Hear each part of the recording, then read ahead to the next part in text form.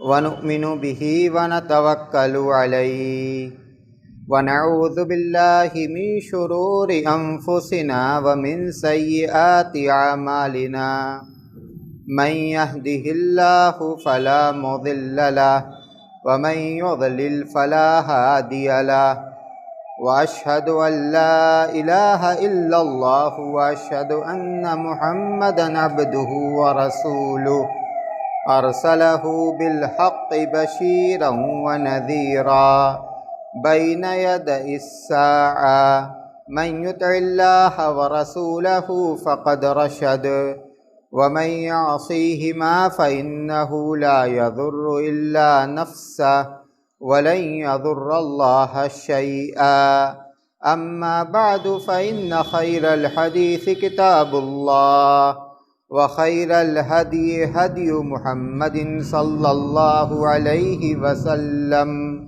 وشر الأمور محدثاتها وكل محدثة بدعة وكل بدعة ضلالة وكل ضلالة في النار فأعوذ بالله من الشيطان الرجيم بسم الله الرحمن الرحيم قاف والقرآن المجيد بل عجبوا أن جاءهم منذر منهم فقال الكافرون هذا شيء عجيب أإذا متنا وكنا ترابا ذلك رجع بعيد قد علمنا ما تنقص الأرض منهم وعندنا كتاب حفيظ بل كذبوا بالحق لما جاءهم فهم في أمر مريج أفلم ينظروا إلى السماء فوقهم كيف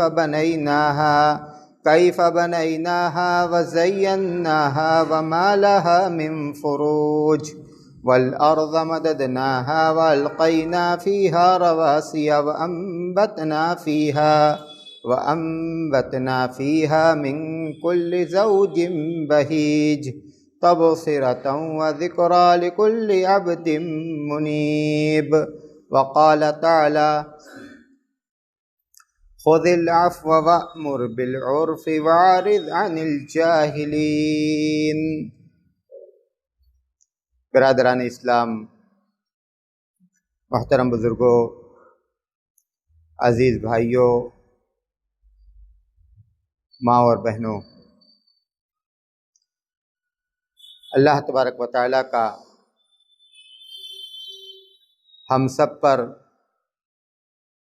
سب سے بڑا احسان یہ ہے کہ اس نے ہمیں اسلام کی نعمت سے مالا مال کیا ہے۔ اسلام کی اس نعمت کا اظہار ہمیں اپنے ایمان و عقیدہ کے ذریعے سے بھی کرنا ہے اور اپنے کردار و عمل کے ذریعے سے بھی۔ ایک مسلمان ایسا ہو کہ اس کا کردار اس کی نمائندگی کرے، اس کا اخلاق یہ بتلائے کہ یہ مسلمان ہے۔ اخلاق کی جو تعلیمات ہمیں قرآن و حدیث کے اندر دی گئی ہیں اور جن کا عملی نمونہ اللہ کے رسول صلی اللہ علیہ وسلم کی سیرت طیبہ میں موجود ہے، ہمیں ان تعلیمات کو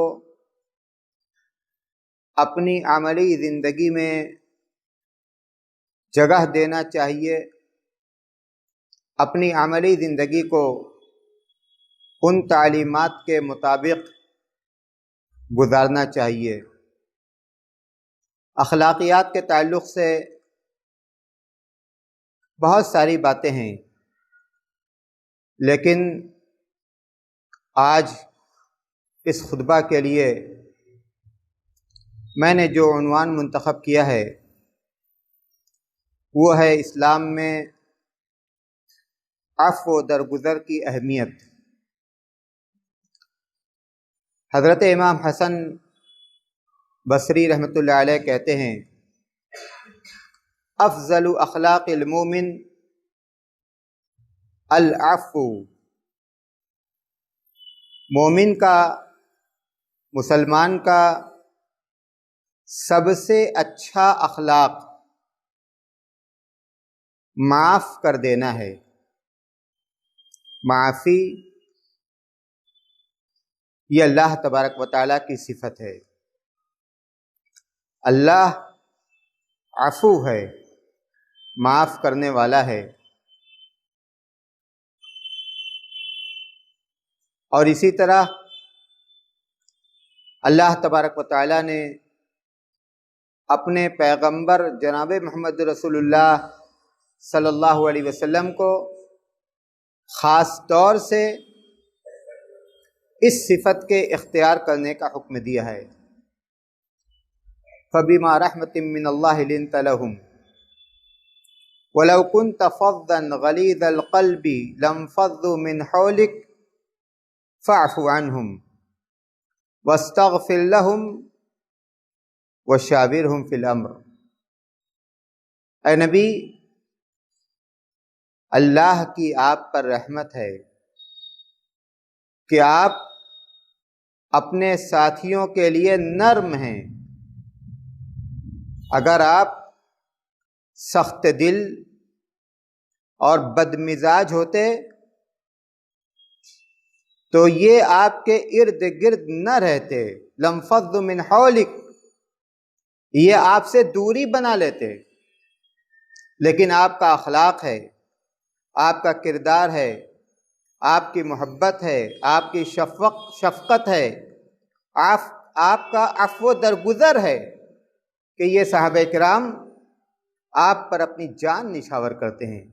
فَبِمَا رَحْمَةٍ مِّنَ اللَّهِ لِنْتَ لَهُمْ وَلَوْ كُنْتَ فَظًّا غَلِيظَ الْقَلْبِ لَانفَضُّوا مِنْ حَوْلِكَ فَاعْفُ عَنْهُمْ وَاسْتَغْفِرْ لَهُمْ وَشَاوِرْهُمْ فِي الْأَمْرِ۔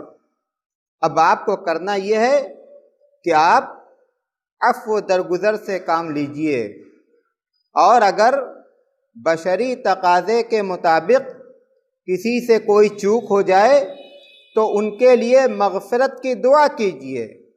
وَشَاوِرْهُمْ فِي الْأَمْرِ، اور اپنے معاملات میں آپ ان کو شریک بھی رکھیے۔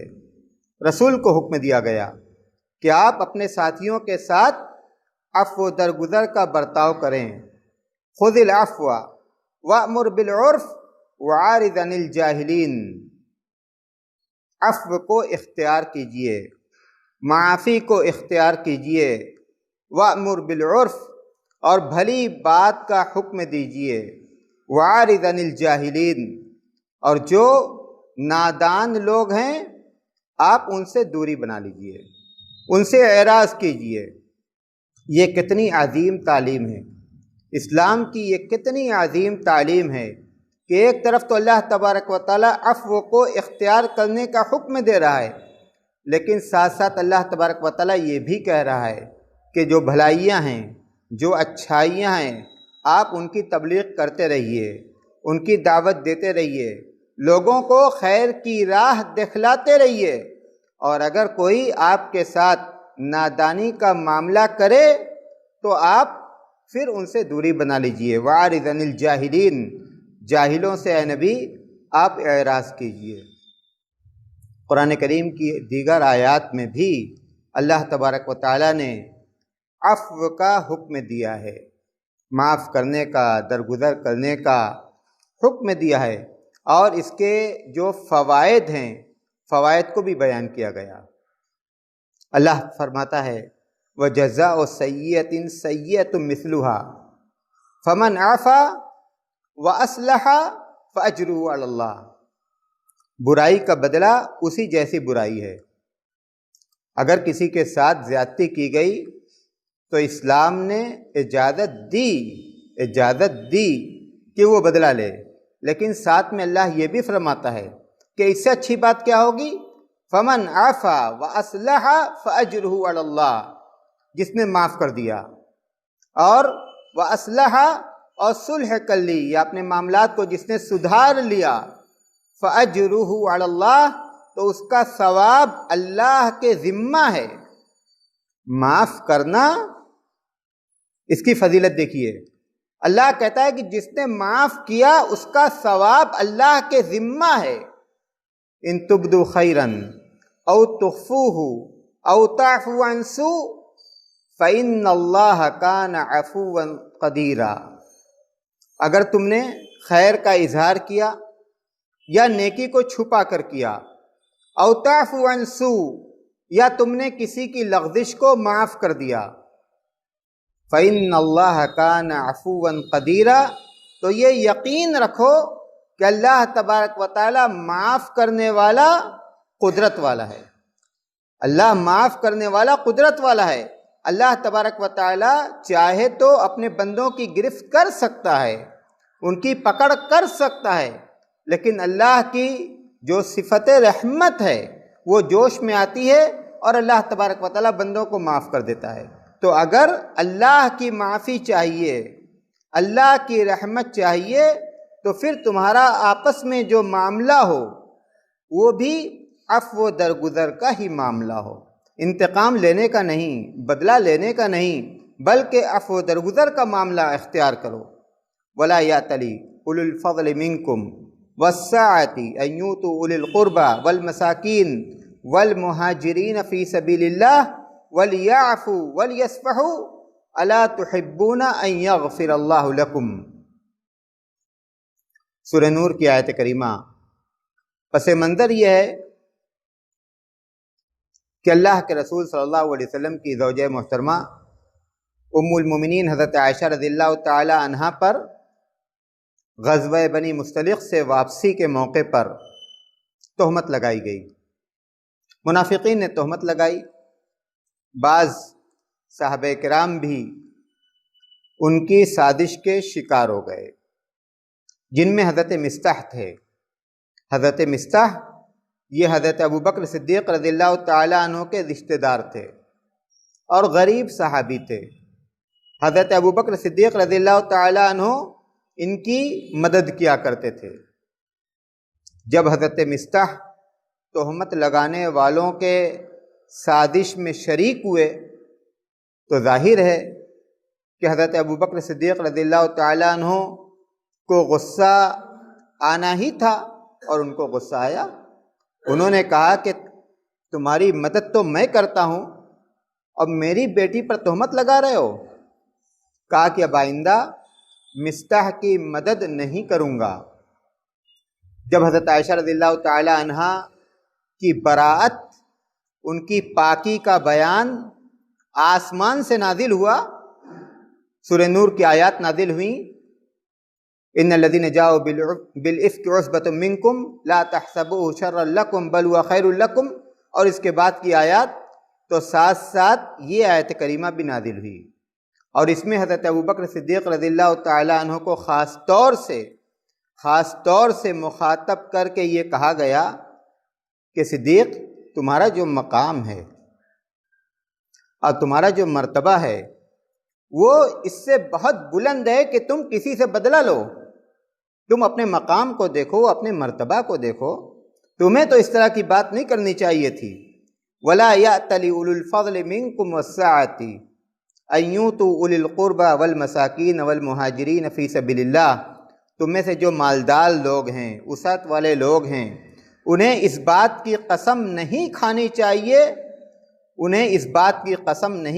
چاہیے کہ وہ مساکین پر، فقراء پر، اللہ کے راستے میں جہاد کرنے والوں پر خرچ نہیں کریں گے۔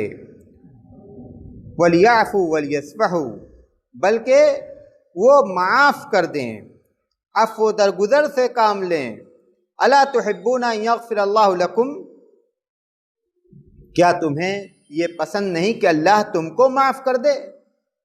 اگر اللہ کی معافی چاہیے تو اللہ کے بندوں کو معاف کرو، اللہ کی معافی چاہیے تو اللہ کے بندوں کو معاف کرو۔ وَلْيَعْفُوا وَلْيَصْفَحُوا الا تحبون ان یغفر اللہ لکم۔ جب یہ آیت کریمہ نازل ہوئی تو حضرت ابوبکر صدیق رضی اللہ تعالیٰ عنہ جس طرح پہلے مصطح پر خرچ کرتے تھے رضی اللہ عنہ، اسی طرح وہ دوبارہ خرچ کرنے لگے۔ عفو درگزر، انسان کی جو فطرت ہے اس کے اندر انانیت ہوتی ہے۔ معاملات ہوتے ہیں، فطری طور پر غصہ آتا ہے، فطری طور پر ناراضگی آتی ہے، لیکن اس کے باوجود ہمیں اس بات کا حکم دیا گیا کہ ہم اپنے غصے پر قابو رکھیں، اپنی انانیت سے بچیں، عفو درگزر کا برتاؤ کریں۔ شیطان تو بھڑکاتا ہے، شیطان تو دل میں یہ بات ڈالتا ہے کہ کیوں جھکا جائے، کیوں نہ بدلہ لیا جائے، کیوں نہ ایسے کیا جائے، کیوں نہ ویسے کیا جائے۔ صحیح مسلم کی روایت ہے، اللہ کے رسول صلی اللہ علیہ وسلم نے فرمایا ما زاد اللہ بعفو الا عزا وما تواضع احد للہ الا رفعہ اللہ، کہ اللہ معاف کرنے سے عزت کو بڑھاتا ہے۔ شیطان کہتا ہے کہ معاف کر دو گے ذلیل ہو جاؤ گے، لوگ کہیں گے کہ معاف اس لیے کیا کہ وہ کمزور تھا، بدلہ نہیں لے سکتا تھا اس لیے معاف کیا۔ لیکن اللہ کے رسول کیا فرماتے ہیں؟ اللہ کے رسول فرماتے ہیں کہ وما زاد اللہ بعفو الا عزا، معاف کرنے سے اللہ ذلیل نہیں کرتا، عزت کو بڑھاتا ہے، عزت کو بڑھاتا ہے۔ اور ساتھ ساتھ اللہ کے رسول نے یہ بھی فرمایا کہ جب کوئی شخص اللہ کے لیے تواضع اختیار کرتا ہے تو اللہ اس کی شان کو بلند کرتا ہے، اللہ کے لیے جھکتا ہے تو اللہ اس کے مرتبہ کو، اس کے مقام کو اور اس کی شان کو بلند کرتا ہے۔ اللہ کے رسول صلی اللہ علیہ وسلم کی زندگی میں عفو درگزر کی مثالوں کو دیکھیے۔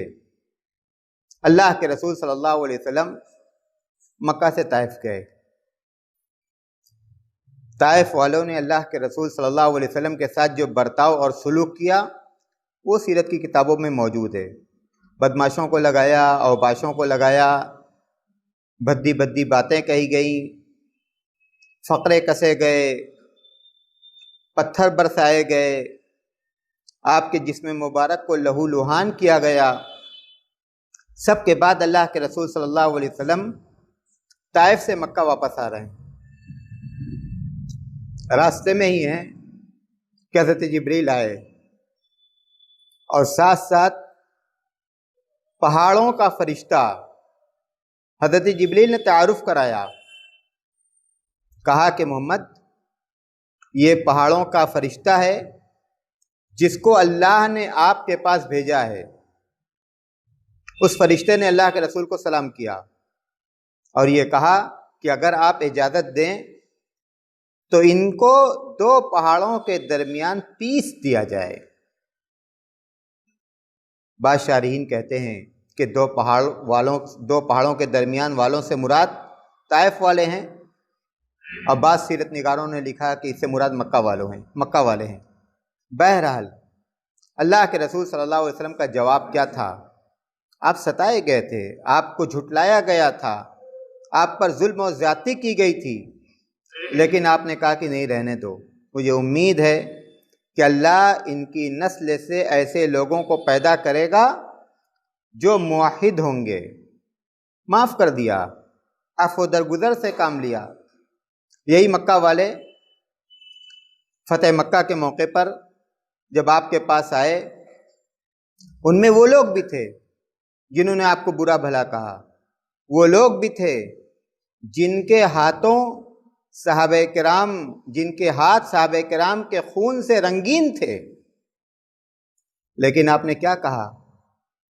آپ نے کہا کہ اذهبوا وانتم الطلقاء، کہا کہ آج میں وہی بات کہتا ہوں جو حضرت یوسف نے اپنے بھائیوں سے کہا، لا تثریب علیکم اليوم، تم پر کوئی ملامت نہیں، جاؤ تم سب آزاد ہو، جاؤ تم سب آزاد ہو۔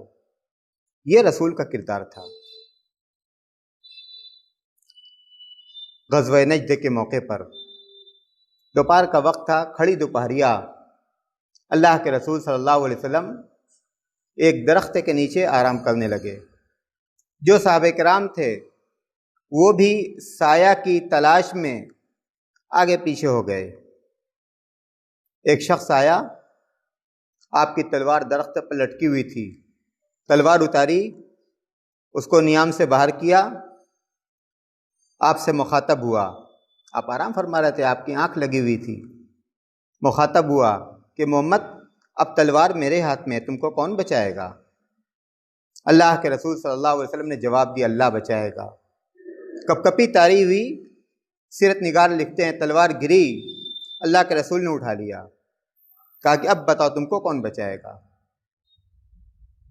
اللہ کے رسول صلی اللہ علیہ وسلم چاہتے تو صحابہ کرام سے کہتے کہ اس کو گرفتار کرو، اس کے ساتھ ایسا کرو، اس کے ساتھ ویسا کرو، لیکن اللہ کے رسول صلی اللہ علیہ وسلم نے کیا کیا؟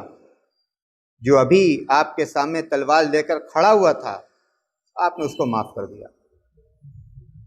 حضرت انس کہتے ہیں اللہ کے رسول صلی اللہ علیہ وسلم تشریف فرما تھے، صحیح بخاری کی روایت ہے، ایک اعرابی آئے، آپ جو چادر اوڑھے ہوئے تھے، چادر کو یہاں سے پکڑا، جس کو ہم یہ کہہ سکتے ہیں کہ گریبان سے پکڑا، اور اتنی زور سے اس کو کھینچا کہ چادر کے کنارے کا نشان آپ کی گردن پر پڑ گیا، صحیح بخاری کی روایت ہے۔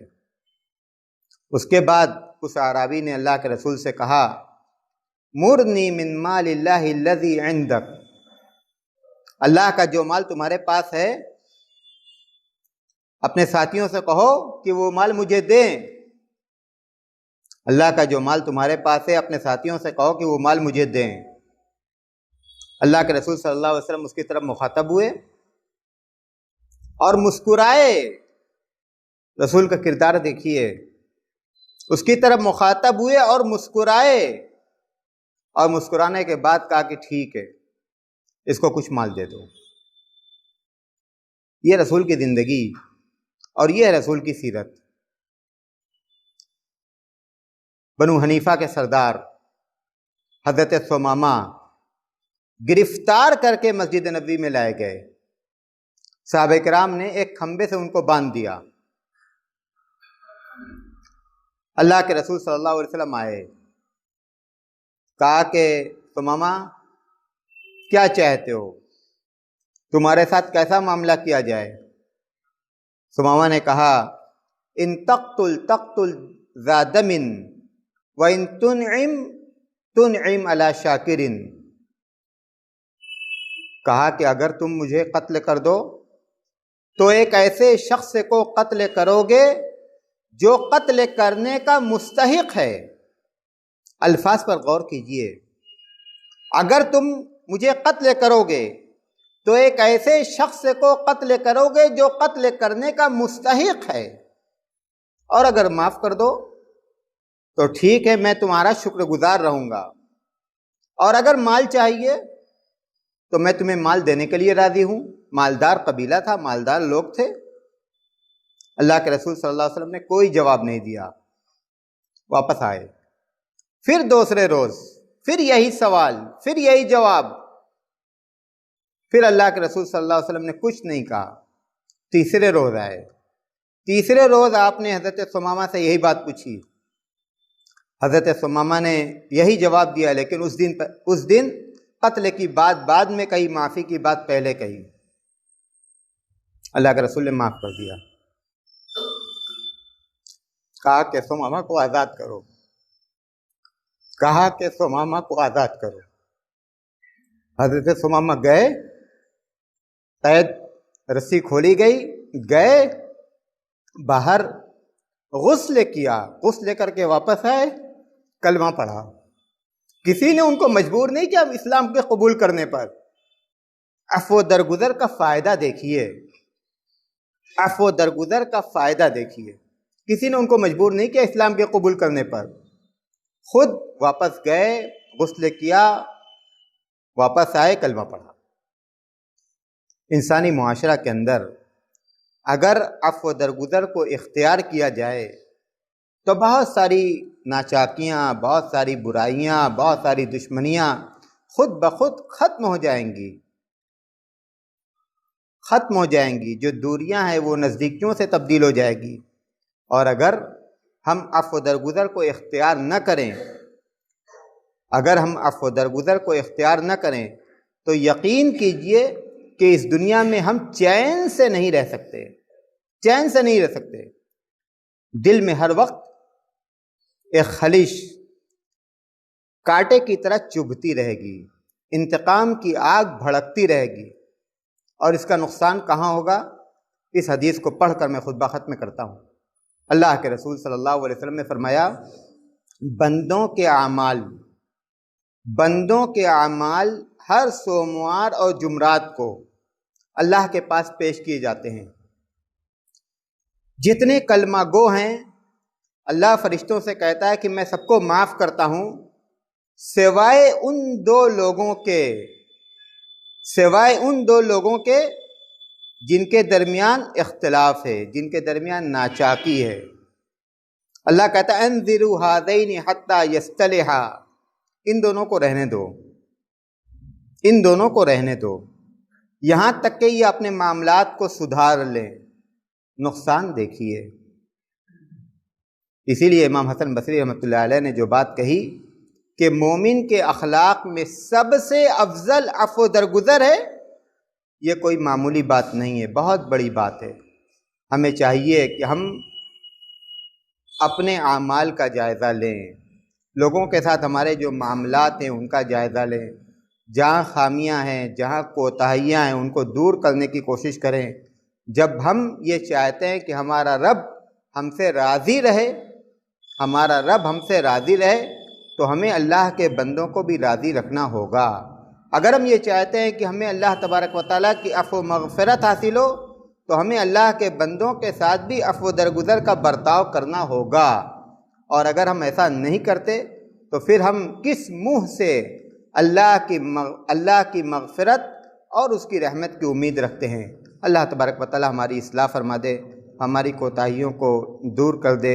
ہم میں سے جو پریشان حال ہیں بار الہ اپنے فضل و کرم سے تو ان کی پریشانیوں کو دور کر دے۔ جو بے روزگار ہیں انہیں برسر روزگار کر دے، جو برسر روزگار ہیں ان کے روزگار میں خیر و برکت عطا کر، جب تک زندہ رکھ اسلام پر چلنے والا بنا کر زندہ رکھ، جب موت آئے تو ایمان پر آئے۔ وآخر الدعوانا الحمدللہ رب العالمین۔